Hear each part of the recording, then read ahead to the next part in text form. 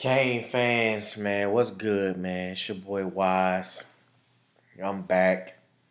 About to do this Miami versus Wisconsin preview. Um, Shout out Reek and Swag. Shout out Alonzo1219 to you family. Shout out Birdman. Shout out all about the U83. Shout out Rick Era.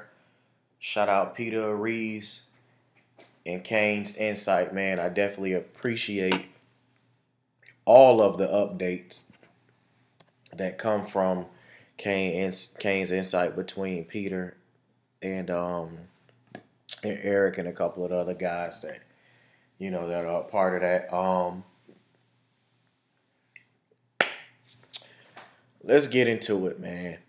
So this ain't gonna be like one of the latest videos. There will be no film in this at all.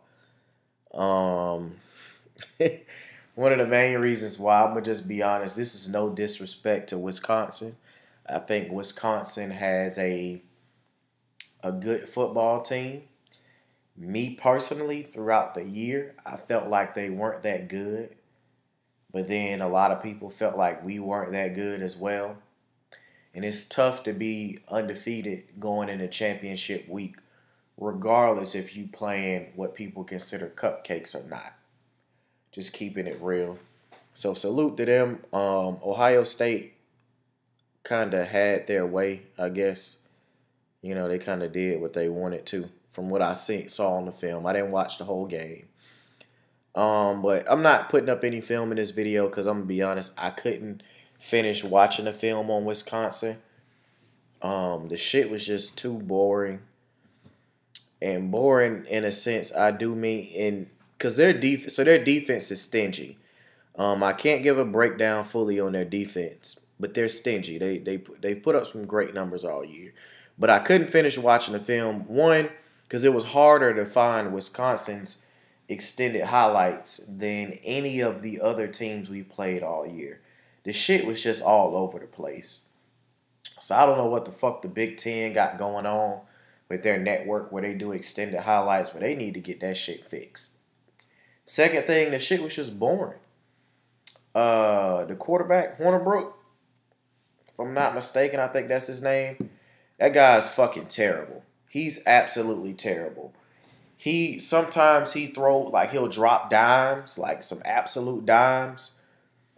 But overall, he's just not good. There's no other way to put it. He got 2,300 passing yards on the year.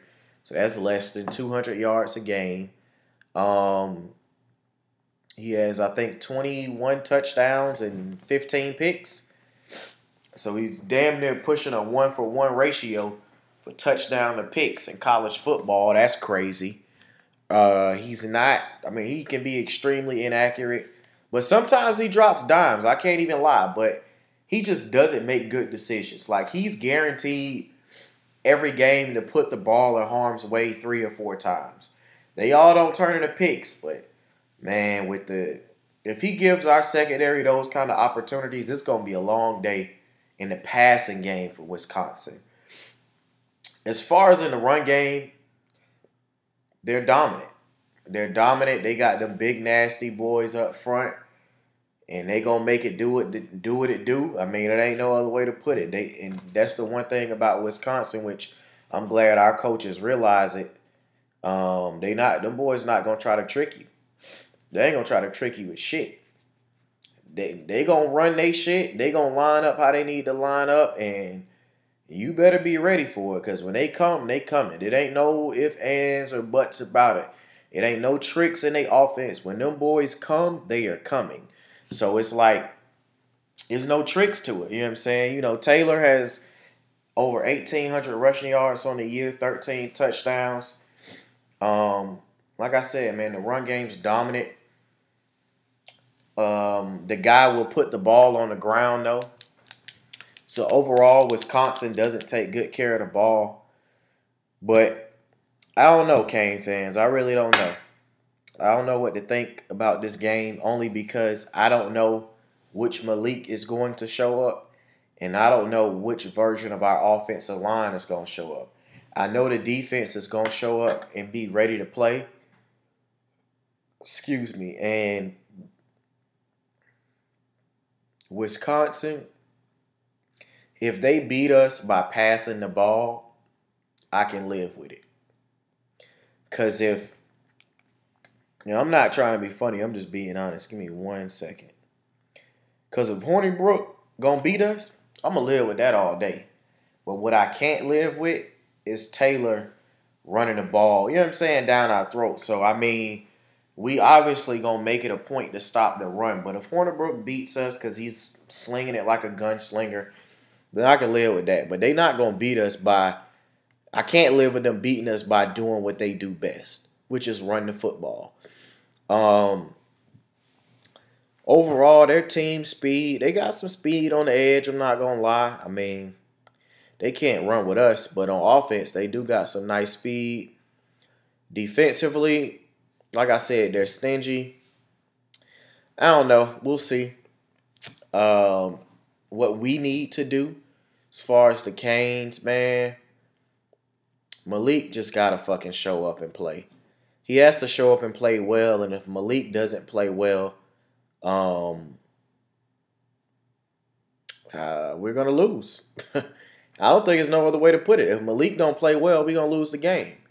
Simply put, we can't afford another lackluster performance.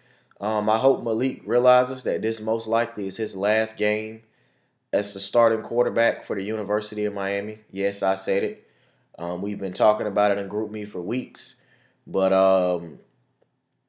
and I've gone back on this before. And this is kind of going back to the previous video. So I would like to apologize for any of the Kane fans that are not in the GroupMe because I've already made this apology. I didn't know or think Perry would be ready next year to play. But after seeing Malik live, Malik is that terrible or has been that terrible. And it is something that cannot be ignored.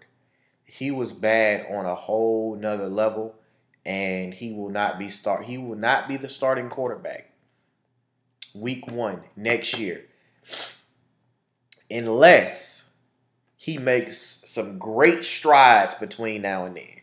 But if we got the same Malik from this year as next year, I guarantee you he won't be starting.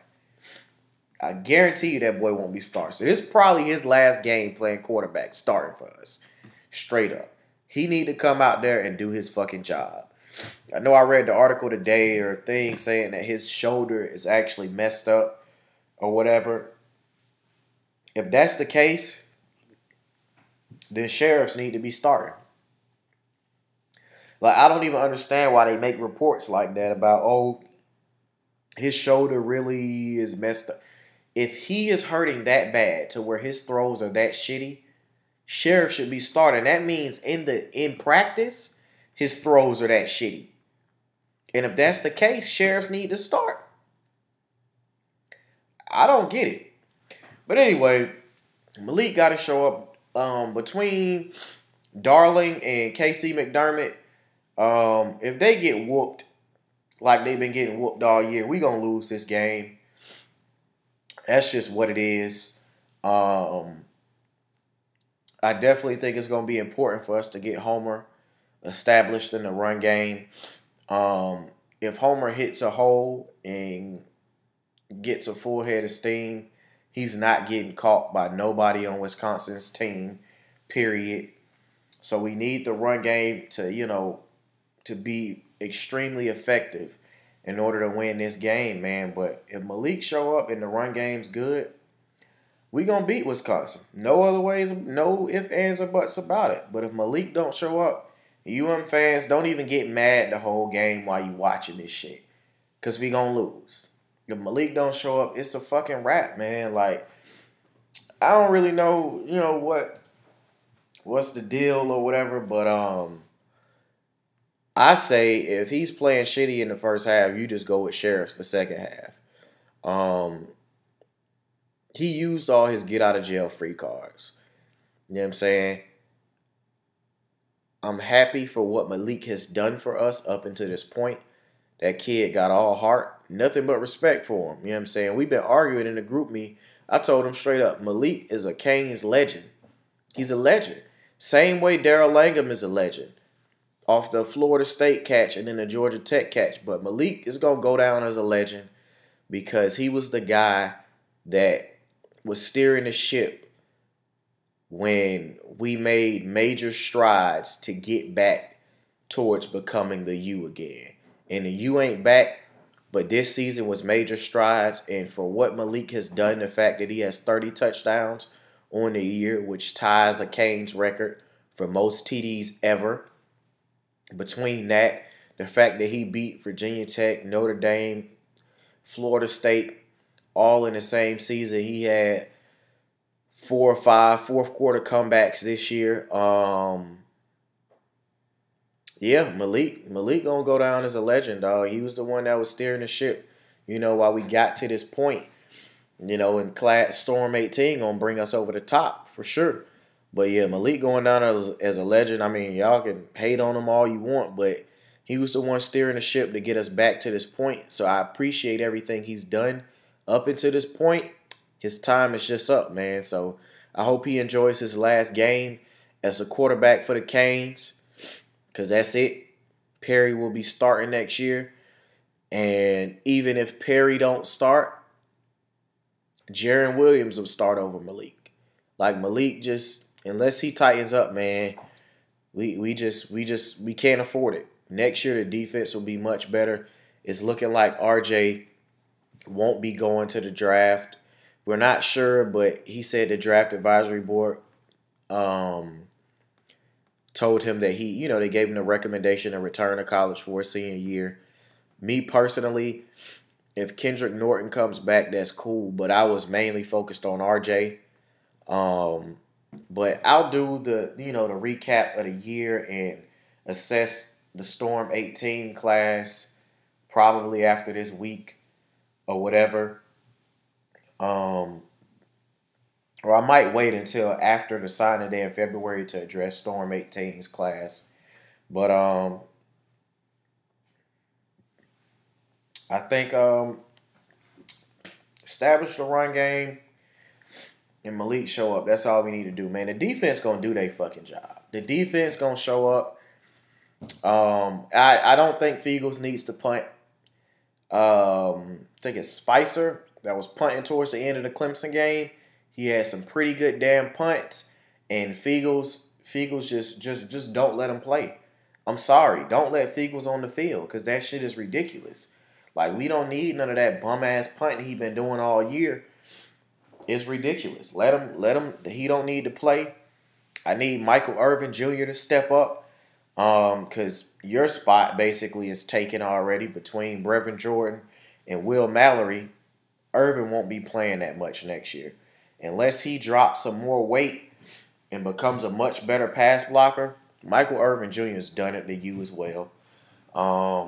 He can go ahead and chalk that up while we talking about who will and won't play next year. For sure, he's out of there. Yeah, man, but if we keep Wisconsin at 3 touchdowns or less, we gonna win this game. I'll do a score prediction.